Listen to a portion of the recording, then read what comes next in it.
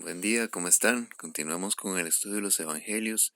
Este es el tema 28, las bienaventuranzas, segunda parte. Dice la palabra de Dios en Mateo 5:4.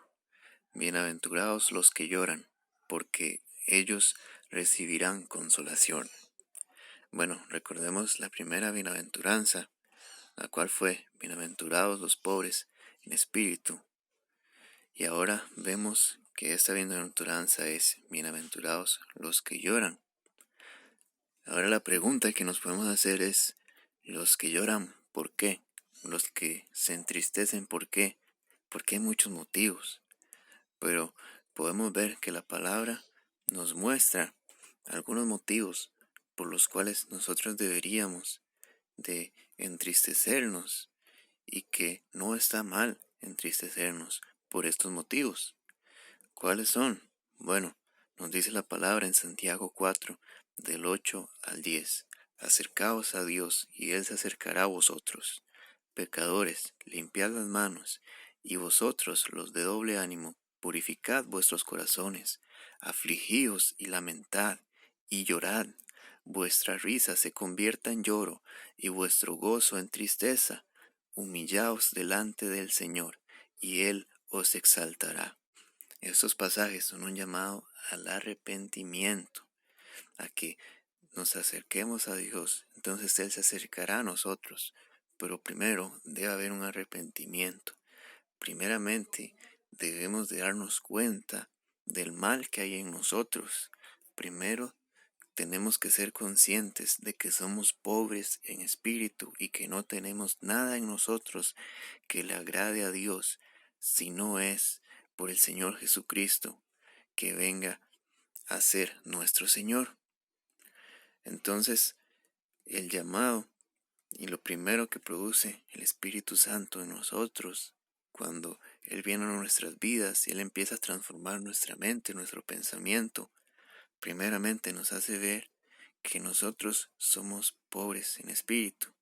Al entender esto, entonces nos lamentamos, nos afligimos, lloramos, porque nos damos cuenta de cuánto tiempo, de cuántas veces estuvimos menospreciando a Dios, estuvimos creyéndonos buenas personas, creyéndonos agradables a Dios, cuando éramos todo lo contrario. Nuestro gozo se convierta en tristeza, vuestra risa se convierta en lloro, dice, porque el mundo busca distraernos y hacernos pensar que nuestro pecado está bien, que todos pecamos y eso está bien y tenemos que seguir haciéndolo. Busca hacernos naturales a esto, hacernos más vulnerables a esto.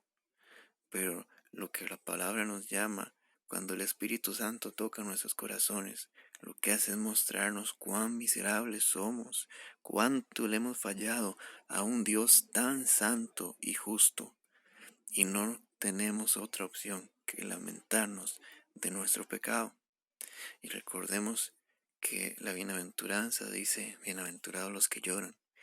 No es en tiempo pasado, es en tiempo presente. Todo el tiempo el Espíritu Santo nos lleva a reconocer nuestros pecados, a lamentar nuestros pecados, a llorar por nuestros pecados ante Dios para ser perdonados, pero todo el tiempo estamos viendo que no somos nada sin Él, que necesitamos que Él nos sostenga, porque es como dice la palabra en 2 Corintios 7:10, porque la tristeza que es según Dios produce arrepentimiento para salvación, de que no hay que arrepentirse, pero la tristeza del mundo produce muerte. Ahora entendemos que la tristeza que es según Dios, cuando Dios nos muestra lo indignos que somos, lo inmundo que somos, lo repugnante que somos, ante Él que es santo, que es justo, que es verdadero, nosotros con toda nuestra mentira, con todo nuestro mal, como dice la palabra en Isaías 64, todas nuestras justicias son como un trapo de inmundicia ante Dios. Todo lo que nosotros vemos justo, lo que nosotros vemos bueno, lo que para nosotros es de enorgullecernos, es una vergüenza delante del Señor. No tenemos nada que a Él le agrade. Entonces esto nos produce tristeza. Pero la tristeza del mundo produce muerte. La tristeza del mundo que se entristece al no poder cumplir sus planes de hacer mal, al no poder cumplir sus planes egoístas. Tienen tristeza, pero esta tristeza nos produce muerte cuando hay remordimiento y no hay arrepentimiento. Esa tristeza produce muerte, como sucedió con Judas, que vamos a verlo más adelante, estudiarlo. Y ahora vamos a otras causas por las cuales la palabra nos muestra que los creyentes lloran. Vamos a lo que dice la palabra en Romanos 12, del 14 al 16. Bendecid a los que os persiguen, bendecid, no maldigáis, gozaos con los que se gozan, llorad con los que lloran, unánimes entre vosotros, no altivos, sino asociándoos con los humildes. No seáis sabios en vuestra propia opinión. Es muy importante también recordar que el título de este capítulo de Romanos 12, o al menos uno de los títulos que vi, es que estos pasajes se refieren a deberes de los cristianos, deberes de los que creen en el Señor. Y nos dice, bendecid a los que os persiguen. El cristiano no solamente perdona a quienes lo ofenden, sino que bendice a quienes los ofenden, a quienes los persiguen. El cristiano no solamente se aparta de las prácticas del mundo, sino que tiene tristeza por las prácticas del mundo, por el pecado del mundo, por los pecadores que no se han arrepentido.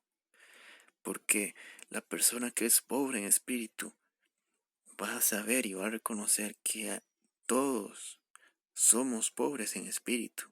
Hasta la persona más orgullosa es pobre en espíritu, porque no tiene nada que le agrada a Dios. No es pobre, no demuestra ser pobre con su actitud, pero en realidad es pobre y miserable, como vimos en aquel pasaje que está escrito en Apocalipsis.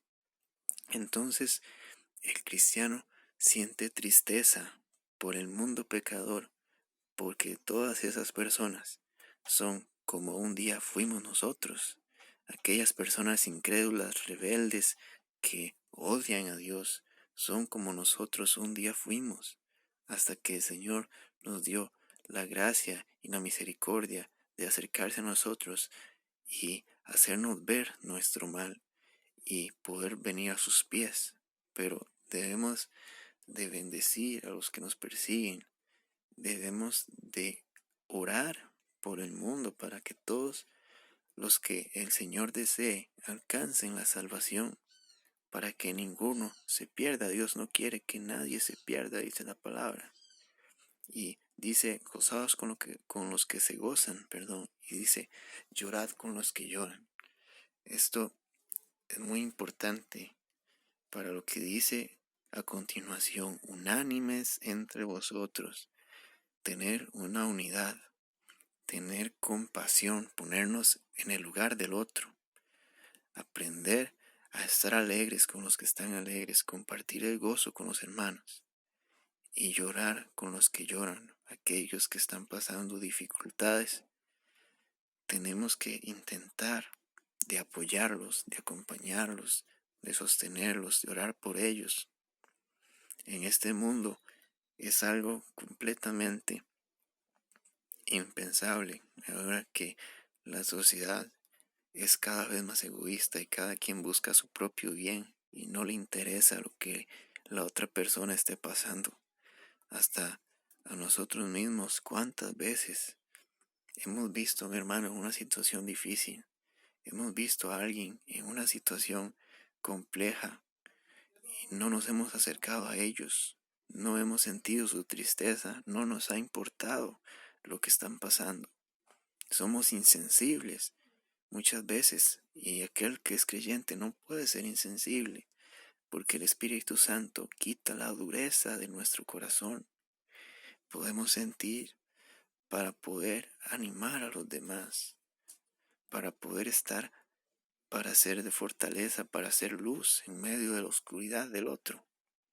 No tenemos que ser altivos ni buscar nuestro propio bien, asociarnos con los humildes, dice, y no ser sabios en nuestra propia opinión, porque muchas veces lo que buscamos al vivir como personas solitarias y olvidarnos de todos los demás es que nadie nos corrija, que nadie nos diga nada y sentirnos sabios en nuestra propia opinión.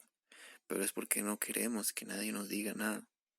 Es el pensamiento egoísta que muchos llegamos a tener y que el Señor va trabajando en nosotros cada día.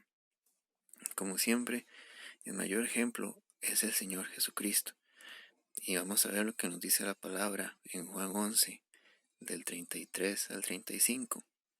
Dice Jesús entonces, al verla llorando, y a los judíos que la acompañaban también llorando, se estremeció en espíritu y se conmovió, y dijo, ¿dónde le pusisteis? Y le dijeron, Señor, ven y ve. Y Jesús lloró. Este pasaje nos habla acerca de cómo el Señor va a hacer un milagro y va a resucitar a su amigo Lázaro. Pero en este pasaje, en este contexto, dice que el Señor venía a la casa de las hermanas de Lázaro, de María y de Marta. Y él, al ver llorando a una de sus hermanas de Lázaro, a los judíos que la acompañaban, que también estaban llorando, dice que el Señor se estremeció en su espíritu, en su alma, y se conmovió. Y aquí lo impresionante es saber que el Señor venía a hacer el milagro de resucitar a Lázaro. Pero en ese momento, cuando el Señor los vio llorando, Él no alzó su voz y les dijo, tranquilos, nadie llore, yo vengo a resucitar a Lázaro. Eso no fue lo que hizo el Señor. Él también lloró con ellos. Él tuvo el mismo sentir que tuvieron ellos, quiso acompañarlos ahí en su dolor. Aunque Él tenía todo el poder para resucitar a Lázaro y Él lo iba a hacer, pero Él quiso entender y ponerse en el lugar de aquellas personas que estaban allí. Si el Señor lo hizo, si el Señor, al ver la tristeza del otro, siente tristeza y ayuda a esas personas y comparte su dolor, ¿por qué nosotros muchas veces no lo hacemos? ¿Por qué nosotros nos volvemos muy insensibles y hasta hablamos con odio y desprecio a las personas, sean como sean esas personas, a las personas del mundo? Tenemos que orar por esas personas, por las personas de la iglesia tenemos que orar. Al ver a tantas personas que son engañadas, tantas personas que están luchando por la fe, por exaltar el nombre de Dios, tenemos que orar por ellas, tenemos que sentir tristeza por todas las tribulaciones que ellos están pasando también. Porque el Señor nos mostró, nos vino a mostrar la vida de un servidor, de alguien que sirve a los demás, de alguien que está para ayudar a los demás. No podemos ser servidores, no podemos ser discípulos de Jesús si no buscamos entender, acompañar el dolor del otro, si no entendemos el dolor y la pena que está sufriendo nuestro hermano, que está sufriendo aquella persona inconversa. Este es un gran mensaje que nos da la palabra. Y ahora, para ir cerrando el mensaje, vamos a lo que dice la palabra en Hebreos 12:2, un pasaje muy conocido, pero muy hermoso, que dice, puestos los ojos en Jesús, el autor y consumador de la fe, el cual, por el gozo puesto delante de él, sufrió la cruz, menospreciando el oprobio, y se sentó a la diestra del trono de Dios. Ahora, viendo cuántas razones tenemos para entristecernos, primeramente por nuestro pecado, por nuestra maldad, que día con día tenemos que reconocer delante de Dios y arrepentirnos. Segundo, por la lucha que también están llevando nuestros hermanos en la fe, en la iglesia, que muchos luchan con el pecado, que muchos son perseguidos por causa del nombre del Señor, que muchos están siendo engañados en falsas iglesias incluso. Tenemos que entristecernos por ellos también, por el mundo, que cada día está más perdido, que cada día se está destruyendo a sí mismo, que cada día está sumergiéndose más en nuevas ideologías, nuevos inventos totalmente contrarios a la palabra de Dios y que están blasfemando el nombre de Dios cada día. Por ellos, por todo eso, tenemos que entristecernos. Y ahora, siempre tenemos que volver a mirar al Señor Jesús, como dice esta palabra, el cual, por el gozo puesto delante de él, sufrió la cruz, menospreciando el oprobio. Sabemos que el Señor Jesucristo se humilló a sí mismo, vino a esta tierra, se hizo hombre, sufrió la cruz, una muerte humillante, dolorosa, una muerte que nadie desearía. Él se humilló. Y si vemos al Señor en la cruz, si vemos al Señor ahí siendo azotado, siendo golpeado, siendo atacado hasta la muerte, vamos a sentir dolor, a sentir tristeza por Él. Pero no debemos de tener la imagen de un Cristo derrotado, sino, como sigue diciendo este pasaje, y se sentó a la diestra del trono de Dios. Como dice otro pasaje de la palabra, por lo cual Dios lo exaltó y le dio un nombre que es sobre todo nombre. Si solamente vemos al Cristo vencido, derrotado, no, hermanos. Él es el victorioso, Él ha vencido, Él es el Cordero que ha vencido, el único que es digno de desatar los sellos, dice el libro de Apocalipsis en capítulo 5. Él ha vencido y Él es nuestro consuelo. Aún en medio del dolor, Él nos mostró que Él se glorifica. Si Jesús nos mostró con su ministerio que en medio de la humillación, en medio de lo que para nosotros es tristeza, es bajeza, es nada para nosotros, es el medio de Dios para glorificarse, ¿por qué nosotros vamos a ver todo desde un punto de la tristeza y no ver la gloria de Dios en todo lo que sucede? Ver cómo Dios se glorifica en todo lo que está sucediendo y saber que Él está en completo control de todo, que Él ha vencido, que Él está sentado a la diestra del trono de Dios. Aún con todo lo que Él sufrió, Dios lo exaltó, el Padre lo exaltó hasta lo más alto, hasta lo sumo, y está sentado a su diestra. Asimismo, la vida de los creyentes es una vida de humillación, es una vida de tristezas, es una vida de persecuciones, de dificultades, pero es una vida en la que estaremos eternamente junto al Señor, glorificándolo, exaltándolo, porque por su misericordia y por su gracia somos salvos y no es don de nosotros, no depende de nosotros, es un regalo de Dios, no depende de nosotros y tenemos que ver a Cristo, ver su obra, ver lo que Él ha hecho, ver cómo Él se humilló y fue exaltado para tener todo consuelo, toda esperanza y toda nuestra fe puesta en Él. Amén. Y bueno, cada semana, si Dios quiere, habrá un nuevo mensaje bíblico y un poema cristiano.